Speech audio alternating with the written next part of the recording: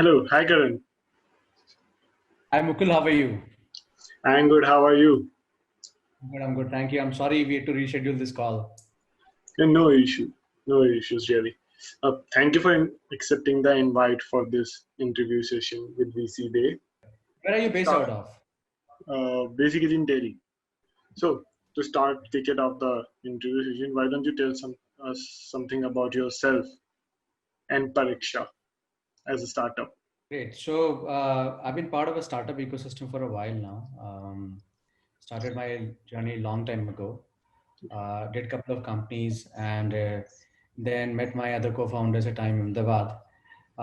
If you look at Parisha is an education technology company, and we are in the test prep segment. But our focus area is very, very different. We look at the state government job exams, the vernacular test prep space. Okay. So how does, as you yourself said, that the Pariksha is an edtech sector where you basically deal with the examination in government sector.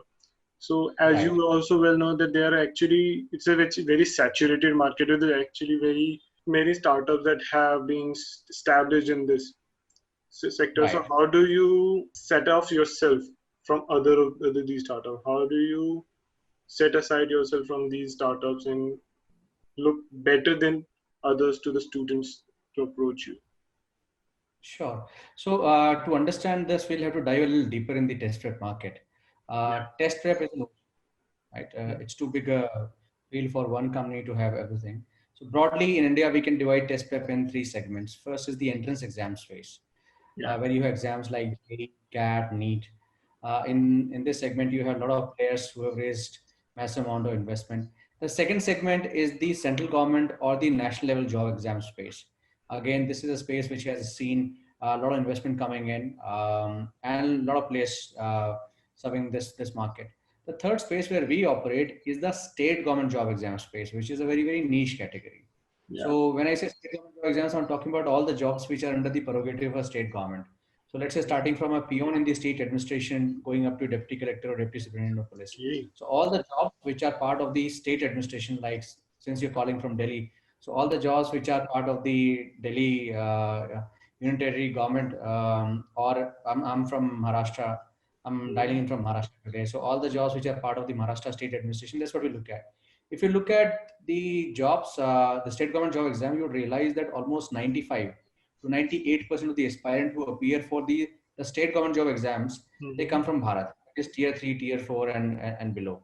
Mm-hmm. And these exams are primarily held in the vernacular language. That means almost 95 to 98% of the aspirants who will appear for any Maharashtra state government job exam, or if you look at Karnataka, then almost 95 to 98% aspirants who will appear for Karnataka state government job exam, they will primarily give the exam in the local language. For instance, Kannada in Karnataka and Marathi in Maharashtra. So we cater to a very, very niche market. The focus of the other players is not on this market. So Okay. our focus area and the fact that we are vernacular and catering to a very niche market is what differentiates us So, from other players. as you said that you have a very unique niche for your own startup, how did this idea came to be? So I think it was an accidental discovery. One of my co-founder was attending a wedding in Madhya Pradesh in Okay. Satna, and he met a lot of people there, and all of them were giving that Patwari exam. So Patwari is a land record officer Mm-hmm. in a state government. In North India, we call him Patwari. In Maharashtra, they call him Talati, and maybe there is some other word for that position in down south. So every second guy that he was meeting there was giving Patwari exam, and he got a little curious and he called us. We all were in Pune. He said every second guy that I'm meeting is giving Patwari exam.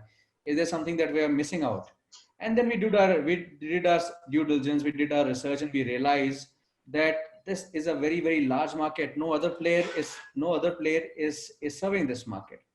So Okay. discovery of this market was by chance, and we are fortunate that we discovered this market. And today we serve across 11 states. So starting from Himachal Pradesh at the top to Tamil Nadu at the bottom, we cover all major states. Our offering is available in 6 different languages. That is English, Hindi, Marathi, Tamil, Kannada, and Bengali. So, in your startup, Pariksha, what kind of services that you offer to the students? Is it just test preparation, or do you also offer classes for them to prepare for those exams? Yeah, so the entire test prep package is available. So whatever you would get, whatever best that you would get in a great coaching institute Mhm. is all made available here. So let me take you back to your college days or school days. Whenever you're preparing for any competitive exam, there were three components: Yeah. learning, practice, and assessment. Right? We used to Yes. learn by sitting in front of a teacher. Then we used to go back and practice to clear our concepts. And then third, we used to give these mock tests to assess our performance at the national level or at the state level. So all the three components are available on Pariksha. Learning happens through videos and live streaming classes. Live streaming classes are scheduled classes. Videos are videos on demand. Then we have, for practice, we have a database of millions of questions broken down to concept level in different languages. Then we conduct these mock tests at the state level for aspirant to assess his performance at the state level, to look at his both absolute and relative performance. Apart from that, we are also offering online mentoring and doubt solving. So whatever you could think of getting from the top notch coaching institute is being made available here on the mobile device. That's a great thing. Would you like to shed a bit of a light on the team that you have running behind Pariksha? Yeah, so I think I'm very fortunate. I have one of the finest team that is taking Pariksha to every nook and corner of our country. So we are four co-founders. Two of us are from Symbiosis. So I did my law from Symbiosis and then did MBA. Vikram, my other co-founder, is again from Symbiosis. Then we have got two co-founders from IIT Kanpur. Utkarsh is a chemical engineer from IIT Kanpur, and Deepak is a computer science graduate. So if you look at team, team brings in complementary skill sets, and we are purpose driven. Everybody's excited to take this cutting edge technology that we built to this bottom of the pyramid grassroots market. So a fabulous team, a purpose driven team, which is taking this technology and creating impact where it is most needed. That's great. So, as I saw it on your website, that you're also planning to build a placement portal of some sort of a placement assistant portal. Can you share something about that as well? Yeah, so that has been part of our journey. So when we started, our other business line is where we also offer our platform to all the top tier engineering colleges in our country, including IITs. So most of the old established IITs are today using our platform for campus placement preparation. So that's how we started. I think the first user of our platform was IIT Kanpur, and then we got IIT Bombay and IIT Madras. And in 2018, we stumbled upon this B2C opportunity, which is the state government job exam space. So today, Pariksha continues to serve our esteemed partners, that is the IITs and IITs and other engineering colleges. And at the same time, we are also taking this technology to the rural India, where it is most needed. Yeah. So, as an inspiring story for the startup that are building as of now, can you share the story? How did you approach your first client? As you said, it was an IIT. So, Mhm. what was the story behind it? How did you approach that and crack that client? So I think we were a little fortunate since two of my co-founders were from IIT Kanpur. It was not very difficult for us. Both of them, they became a celebrity on the campus because they were doing a startup. And the training and placement office learned about the fabulous job that my other two co-founders were doing. And the training and placement office reached out to them, and they saw a wonderful opportunity. We discussed, and we thought there's a lot of value in having IIT Kanpur as our first user. So that's how we acquired. And then through word of mouth, I think the platform, the technology that we have built was great, and people started recommending. And through word of mouth, we acquired most of the initial set of our users and customers. Yeah. So now building this robust system and platform for prep testing, helping students, how did the pre-series A funding help you build all this? Yeah, so I think the toughest part in any startup's journey is raising that initial round of investment, right? Because there primarily you're going out to investors and trying to sell the team, the idea, the vision, right? Because there's no hardcore product or service that you can showcase to the investors. We were a little fortunate. We came across a lot of interesting people who believed in our vision. And our story, and who decided to back us. And since then, there has been no looking back. Continuously, we've been going to the market, exciting investors, raising capital. And I think it is because of the hard work of my team members, and not just four founders, but the 75-member team that we have, without them, we wouldn't have even reached anywhere. So I think more credit goes to those 71 other team members whose name probably is I cannot share here or all the names, but I think they are pillar behind our success, and fabulous investors who could see the value, who could see the vision that we are trying to sell them, and they backed us. And since then, there has been no looking back. And today, we are the largest vernacular test prep company in the country. Yes, yes. So, do you have anything in your mind, any funding rounds or any funding that you will be looking forward for in the near future to expand your company as it is? Yes. So, raising capital is a continuous job for any growing company, any growing startup. It's a regular, it's a day-to-day, it's a continuous job. We are also in that mode. Currently, we are looking at closing a $10 million round. We already have some commitment, and for the remaining, we are talking to a lot of investors. So I think our story is very, very unique. Perhaps we are the only, we broke even in May of 2018. So perhaps we were the only profitable edtech company in Bharat, with a great business model, which is very, very capital efficient. So lot of investors, not just from India, but from overseas like Russia, from Middle East, from Europe, from USA are reaching out to us, and we are having great conversations. And I'm a strong believer that if you could hold a great conversation with the other party, something of value will come out. So discussions are moving in the positive direction. If you're comfortable, as you shared that you're going to have a 10 million funding incoming, can you share a bit more in detail about that transaction is going to happen? It will not be possible for me to disclose the names of the investors. That's all right. That we will only disclose once we have signed on the dotted lines. But these are all tier one venture capital funds who are excited about the Bharat story, who are excited about the edtech story in India. Because Mukul, if you look at the Indian edtech market, it is one of the largest in the world. Right? Probably it is only the edtech market where you can compare the Indian and the US market dollar to dollar. Yes, I can. So there are a lot of investors who are very, very excited. And so far we had a lot of companies that were trying to serve India. India lives in metros and tier one cities. We did not come across many companies that were very passionate about this Bharat market. And for a change, we have a great story coming out from Bharat. So a lot of funds whose focus is on next billion internet users, they are seeing our story, getting excited and reaching out to us. Yes, the story and the niche behind Pariksha is really strong and unique. We have give you that. So now that every startup is struggling through the pandemic, coronavirus, how did it change the plan of Pariksha for good or for bad? So I think the humanity is going through the worst crisis that anybody could have ever seen, right? We are going through a very tiring time. And I think nobody was prepared for this. Nobody was prepared for this. And the sooner it gets over, the better it is for everybody. But I think this entire COVID actually forced people to change their mindset. So one of the most important things that we have seen is that mindset of people have changed. Earlier, people who were skeptical about online learning, online preparation, even they are excited about it now. Because if you typically look at India, not just in India, but globally also, education, the way it is delivered has not changed since ages, right? The environment might have changed, but the delivery mechanism is still the same. One teacher, 20, 40 students in the classroom, same. If I could take you back from the Ramayana or Mahabharata era, where people used to go to ashrams and study from these gurus. The environment has changed, but the process is still the same. So there was a very little tech play in terms of learning.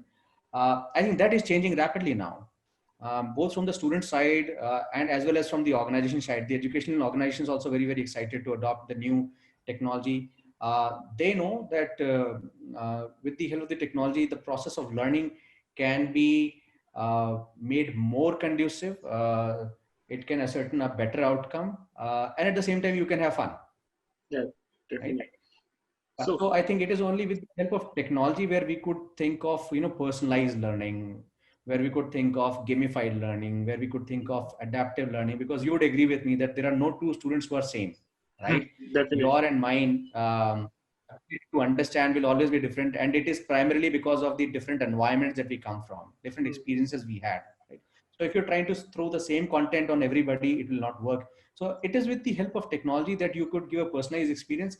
Otherwise, for one faculty to give a personalized experience to 30-40 students is practically impossible. Yeah. So So in that mindset is. Pariksha, how do you address this problem itself?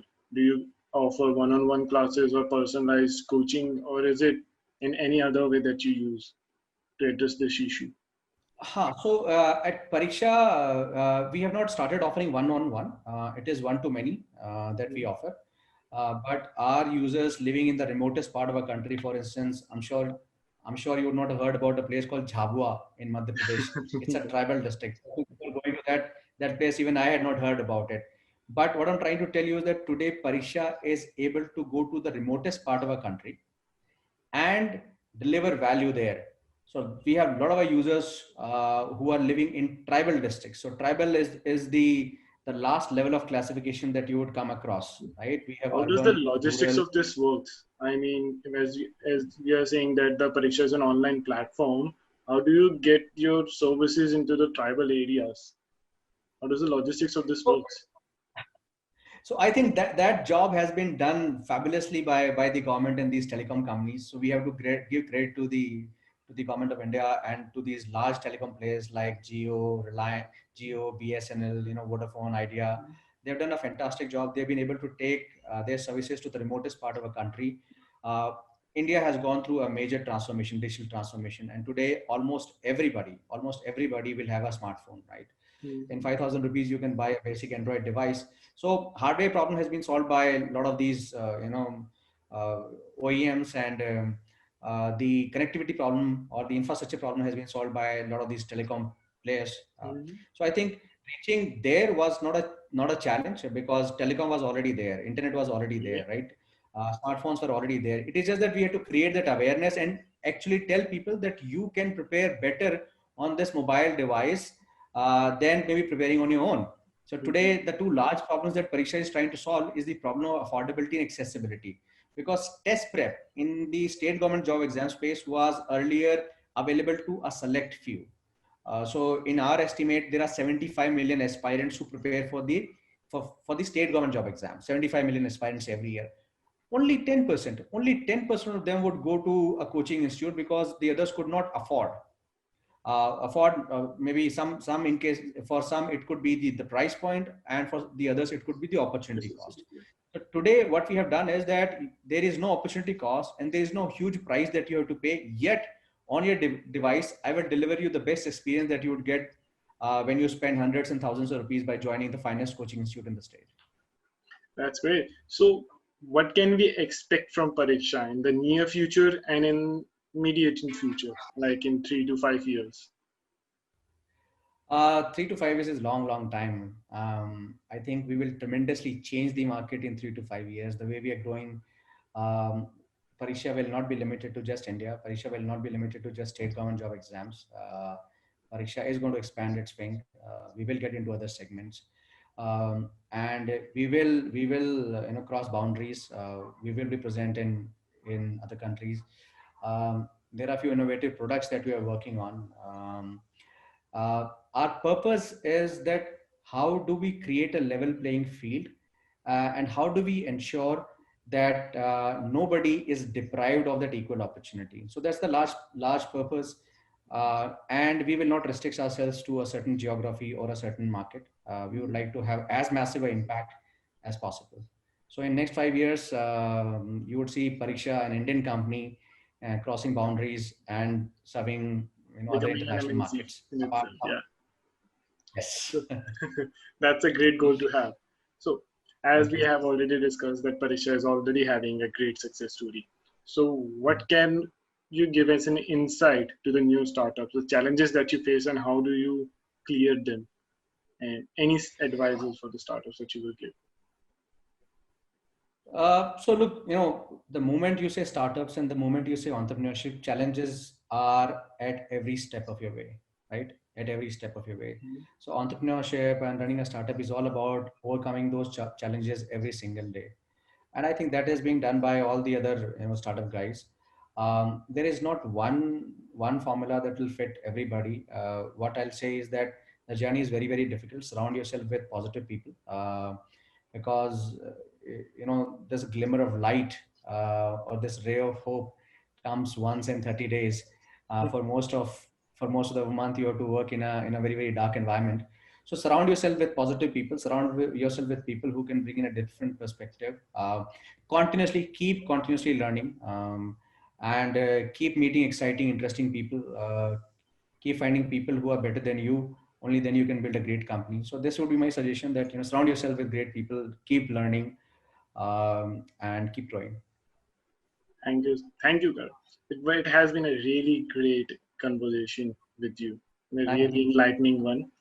Thank you for sharing all of these things about Pariksha, and we really hope that it will become an MNC in the near future and a flag bearer for Thank you Indian tech. Thanks for having me here. Thank you for being here in Thank you. the ECB interview session. It was a pleasure to have you. Thank you. Pleasure. Thank you. Take care. Thank Thank you. you. Bye-bye.